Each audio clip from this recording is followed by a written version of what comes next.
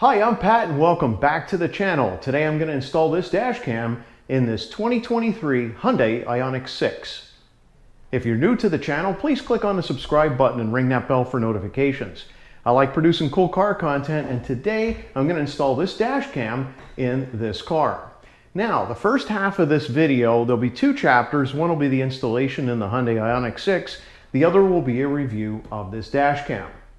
So let's talk about this dash cam. Many thanks to AZDome for sending me the M550 Max. Now, I previously installed an AZDome M550 in my Porsche Cayman S. There's a link to that video in the description. But today we're going to install the Max dash cam, and this means we have 4K coverage. I want to be able to install this in the Ioniq 6 and be able to demonstrate exactly how it operates and what it looks like when you're driving the car. Now, if you have a Hyundai Ioniq 6, the first half of the video is going to be quite important to you because I'm going to go through the process of hardwire installing this dash cam in this car. There's not a whole lot of information out there for hardwiring an Ioniq 6 dash cam to the fuse block, so I hope this video helps. Okay, so here's what comes in the kit. Of course, you have the box here, and I'm going to do an unboxing, but I'm going to need two hands for this. Okay, so that cover opens up, and here you have your user manual. You have your rear dash cam with the wire already. You have the front dash cam, which is over here. There we are. And of course, this looks exactly like the other dash cam that I had previously in my Cayman S, which is great. It's very familiar. And of course, we also have some other wiring here if you want to connect to a USB port. You have your 12-volt adapter with USB port if you'd rather connect it that way. We have a spare mount for on the dash, so if you have to remove this mount is a spare. And of course, we have some other parts here in order to hide wiring and a pry tool. Also, we have our hardwire kit here with lots of goodies. Okay, all the pigtails that we need for different attachments to different cars. And here is the actual hardwire itself.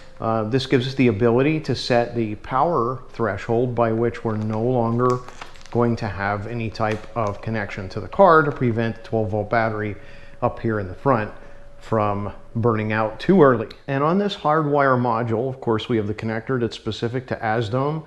We have a fuse puller. We have a double sticky tape in order to mount this out of the way.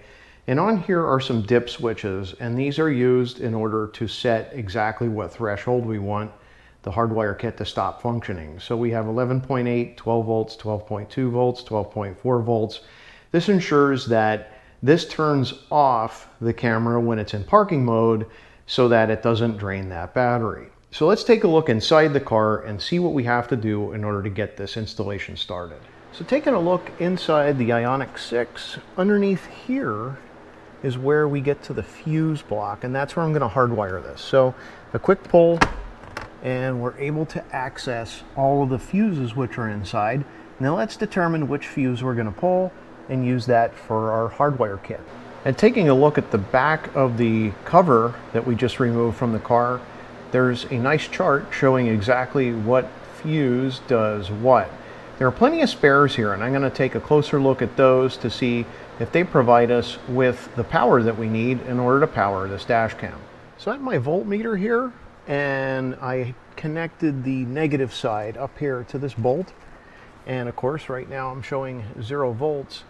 I did some probing and I found that this spare that's down here, so when I connect to that, I'm now seeing 12 volts. So I know that that spare in the bottom right is always alive. And I also looked and I saw there's a 15 amp spare right here.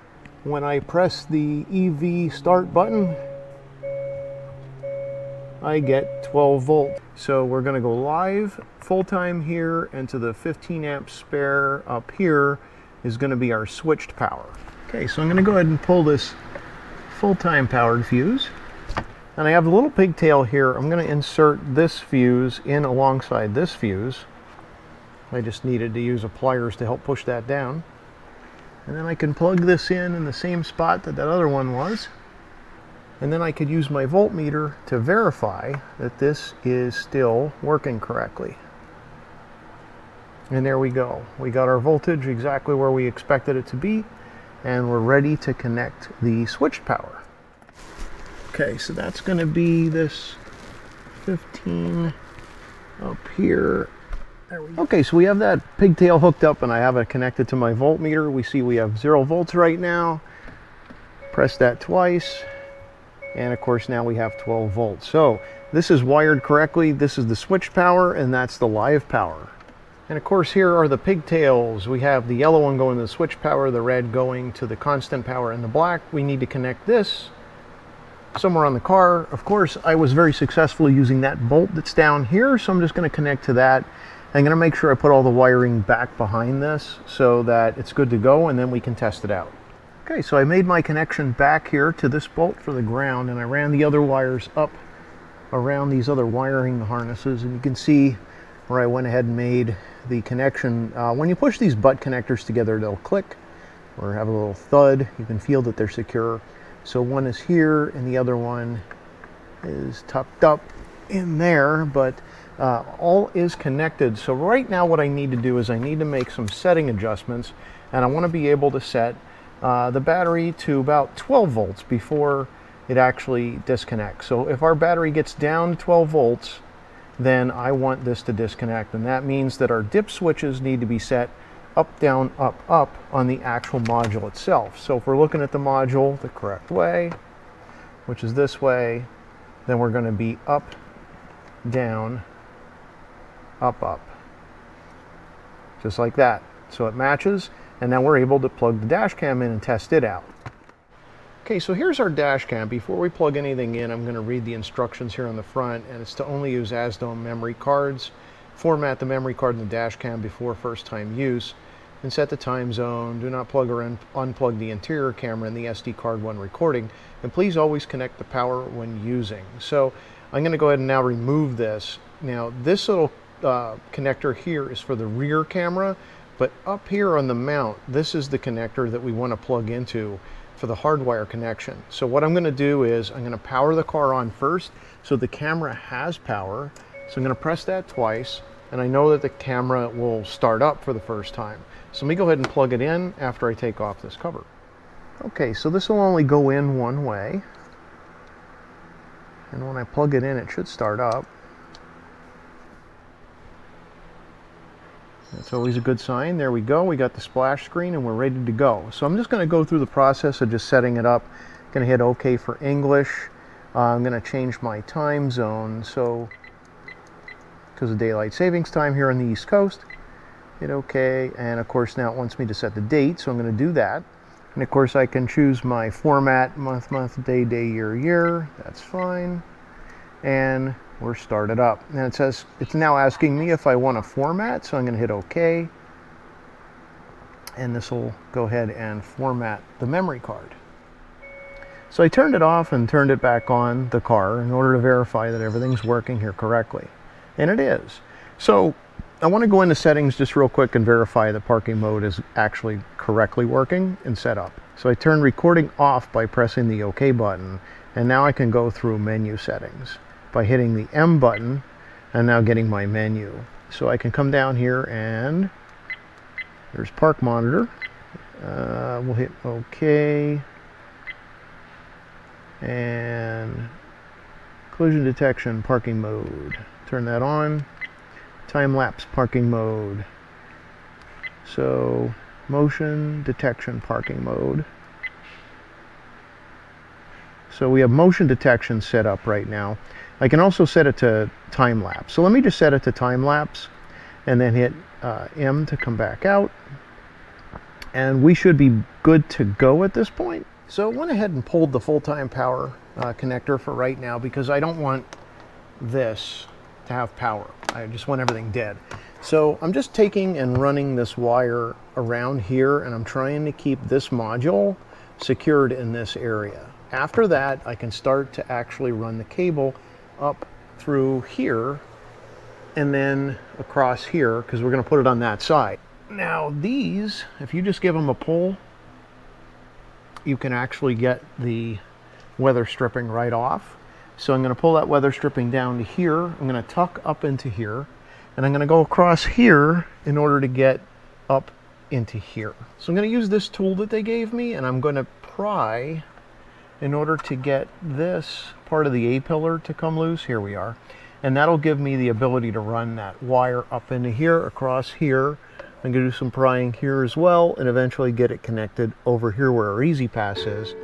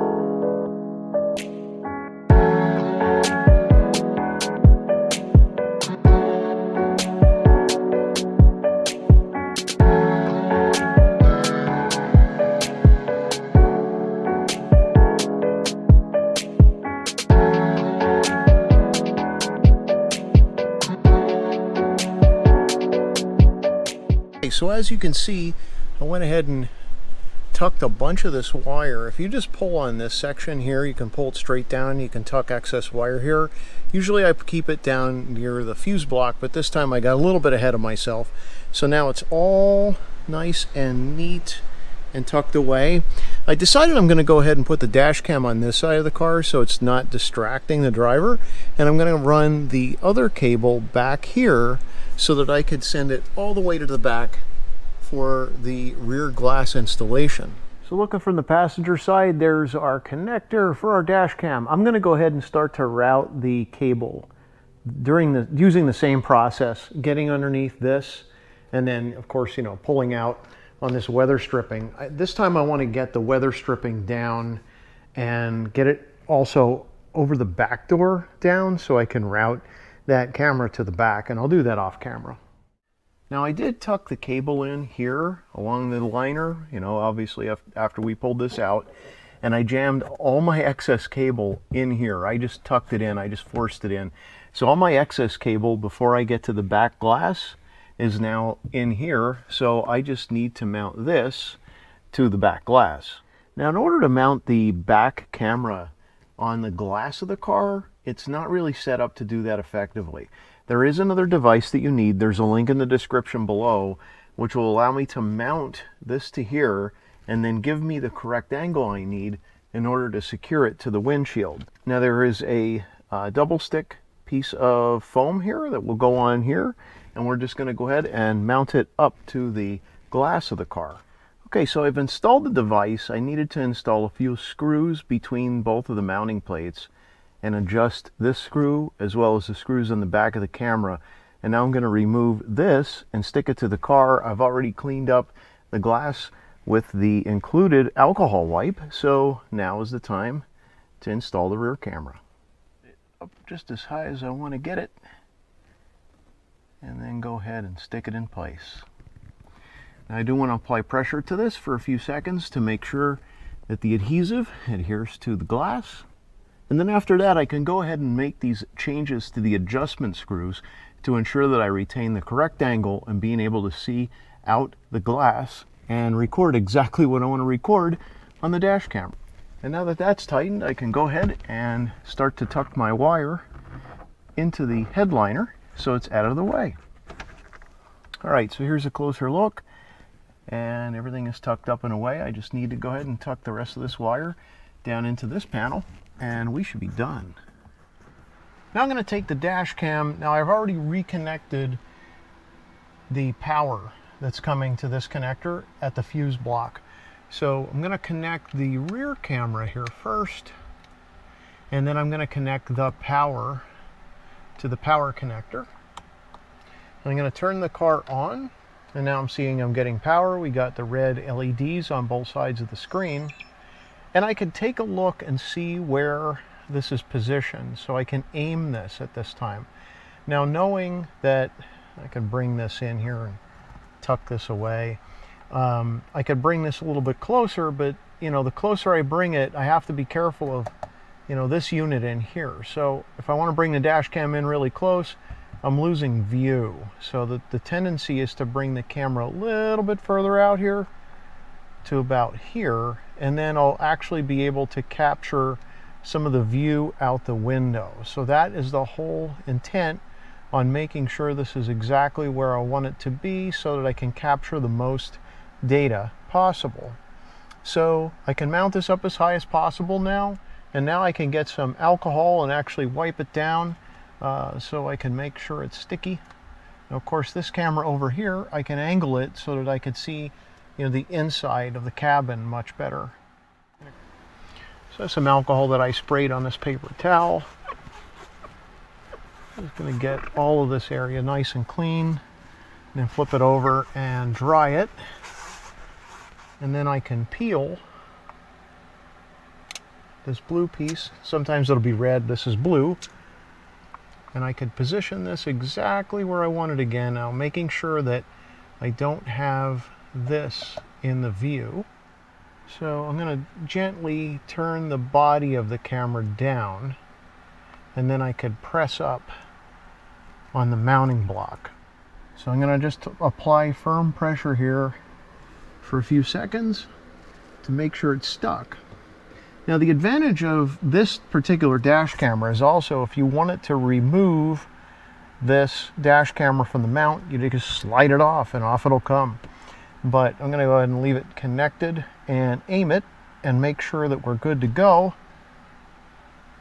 to complete the installation. So now I'm just going to tuck up my remaining wires out of the way. I did jam some wires into the center part, so they're at least in there. But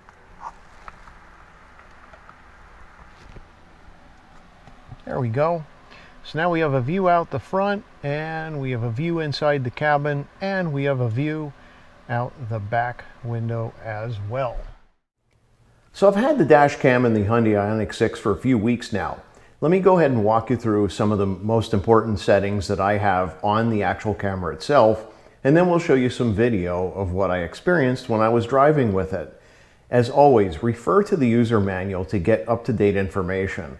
What I'm showing you here is just a quick overview.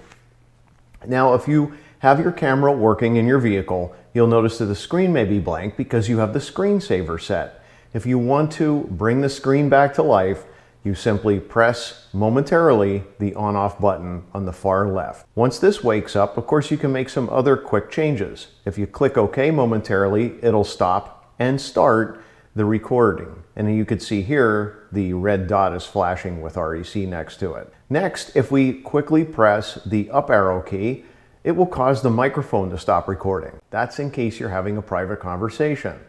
If you quickly press that up arrow again, you can start the microphone and it will hear everything and record everything that's in the vehicle that's being said.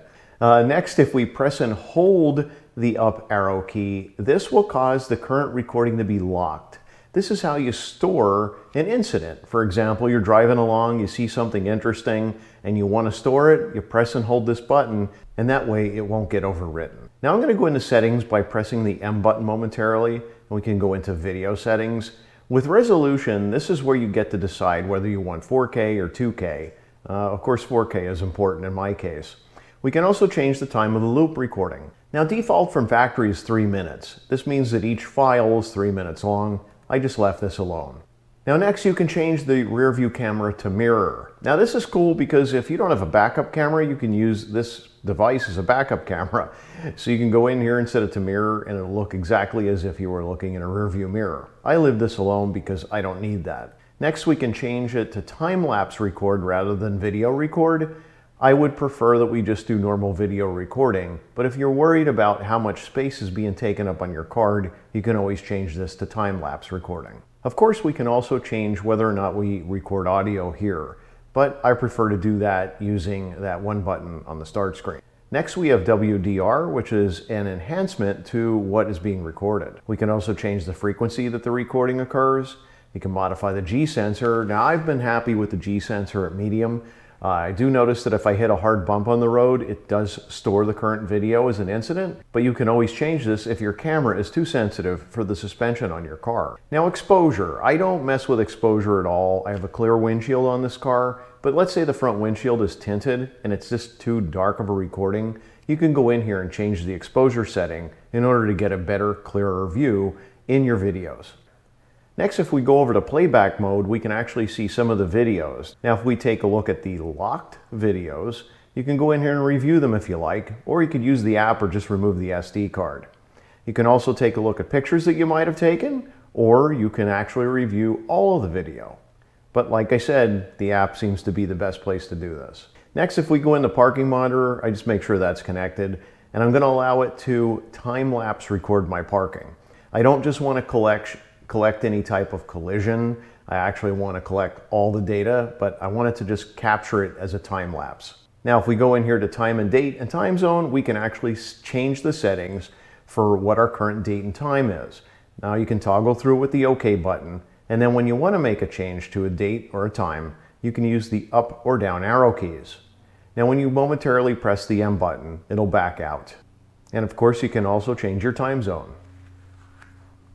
Next, if you toggle over here to Wi-Fi, it will display a QR code and it will also display your password so that you can download the app and then connect to the device.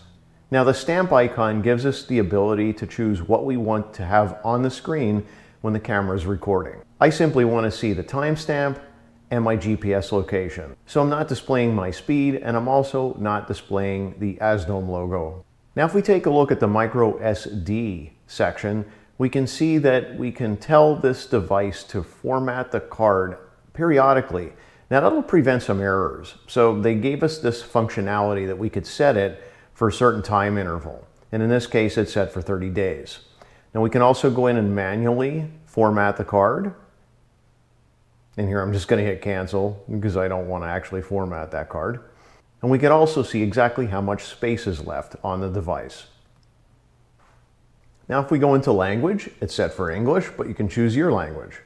Now, in system settings, we can actually have this pop up to let us know an hour has transpired or more since we've been driving, so that we monitor our fatigue. I left this alone. We can also change our speed unit from miles per hour to kilometers per hour. And here we could change the volume of the device. We could also turn the beep on or off. We can also change how often we want our screensaver to enable. And I have that set to a minute, so the screen will be active and then after a minute, it will blank out. Finally, we can turn the infrared LED on or off for that internal cabin camera. And if we really don't like what we've done to our camera, we can go ahead and change everything back to default settings. And finally, what we're able to see here is what satellites we're able to pick up via GPS. And finally, here is the version. We can scan the QR code and we can also download some firmware and update the device. So if I go ahead and press that on-off button momentarily, it will go ahead and save the screen. So let's take a look at a few files that have been able to capture over time. And if we look at the front ones, they end in an F here. If we go into Properties, Details, we can see that this is a 3-minute file and it is a 3840 by 2160. So we are getting true 4K out of that front camera. So let's take a look at this first file here, this front camera. And what we can see is I didn't have the camera positioned correctly. I mounted it too high, and when I was driving in the rain, I was catching more rain than I was actual footage. So here we can see some vehicles that are clear in the area where the windshield wiper was running. We can see license plates, we can identify what they're doing, but in the area where the rain is just building up, it's not as easy. Now let's go forward in this camera and camera footage here. And we can actually see that we could decode license plates through the rain. So this 4K camera up front is doing a terrific job of being able to see other vehicles on the road. As we're passing them, we can actually see their license plate information, which is great. So I can say that even if you've positioned the camera incorrectly, you might be able to capture good footage. I repositioned the camera so I didn't have to worry about that. And now the camera is actually located directly in the path of those windshield wipers. Now, if we take a look at the same exact footage, but out the rear camera, the problem is that this camera is detecting more of the reflection on the glass than what's behind it. And this is not a problem with the camera. This is how it's mounted. This camera is designed to actually be mounted externally, and I'm sure it would do a great job if it was mounted externally to the vehicle. But because I'm getting a reflection of what's on that back deck, and I'm also getting a reflection, or I'm actually seeing the rain, it is incredibly difficult to be able to see exactly what is in view. Now, this is still going to be good information if someone comes up behind you and rear ends you. It's going to be very clear if that does happen, but we're not going to be able to capture things like license plates in these views. Now let's review some of the footage taken at night. So this is a forward view, and you could see that things are pretty clear. Now, it obviously isn't raining in this picture. The tail lights are very bright, and the oncoming headlights are also very bright. So we do get some halos, and that's because of whatever film is on the very front of the windshield right now, because the windshield wipers haven't been running in a while. So you're going to have some clarity issues depending on how clear your windshield is. But as we get up here in traffic, we can actually see that it's kind of difficult to see what's going on with other people's license plates. If they're directly in front of us, it's kind of hard to actually read the letters and numbers on the license plate because the Hyundai Ioniq 6 has such bright headlights. But as we pass some other vehicles, we can sort of get a glimpse of what that license plate looks like. It just seems to be a bit more difficult in order to capture almost everything. Now, looking at the rear view camera at night, yes, it's going to be very difficult in this position to get very clear video. And once again, this is only really important if you get rear-ended or there's an incident from traffic that happens to bump in you from the rear, right or left. You can actually capture that. You can see that a car actually did this. And of course, here on the Hyundai Ioniq 6, you can also see that some of the airstream is creating an interesting pattern with some of that water that's been on the back glass. It's quite interesting that it would create this V shape in the back. That has nothing to do with the camera. That's purely a Hyundai Ioniq thing. And as you can see, as we're passing other vehicles here, it's incredibly hard for us to tell exactly what their license plate number is. But overall, it does give us a clear idea of what would be happening behind us if we were to get in an accident. And of course, we also have some of that inside camera view, and it does use that infrared in order to capture exactly what's going on inside the cabin very clearly. And let's take a look at some of the other videos that are on here. Now, there were quite a few close calls. There were some people merging and some people not happy with those other folks making these decisions. There were people driving in lanes or crossing over. There were a lot of things that were going on, especially when we're driving in the metropolitan Washington, D.C. area, where I believe having a dash cam of any kind is important. Now, there are other dash cams on the market, so be able to do your homework and check them out as well. I believe that the AZDome M550 Max fits the bill for exactly what we want to capture from our Hyundai Ioniq 6. And I believe that all the settings that we used worked very well for us. In fact, I've also noticed that when we had set the hardwire kit to no longer provide power to the dash cam, when that 12-volt battery went under 12 volts, it did prevent that dash cam from draining the battery. So 12-volt battery degradation is an issue in the Hyundai Ioniqs as of the time of this recording. Now, Hyundai is releasing new software updates in order to prevent that 12-volt battery from going completely dead. But if you're running different kinds of accessories like this dash cam in your car, you want to make sure that you have the protection to be able to cut it off at 12 volts. I noticed that sometimes when we get in the car after it's been parked for more than 24 hours, the dash cam is off. And once we start the car, the dash cam is turning on for the first time. That means that the hardwire kit is doing its job and preventing the battery from degrading below 12 volts.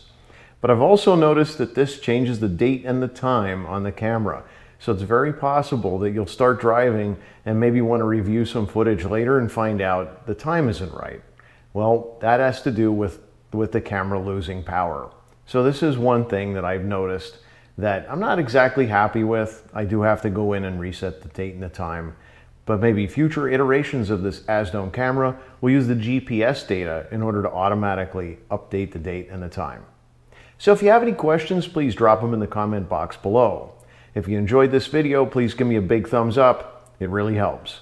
Thanks for watching, and happy motoring.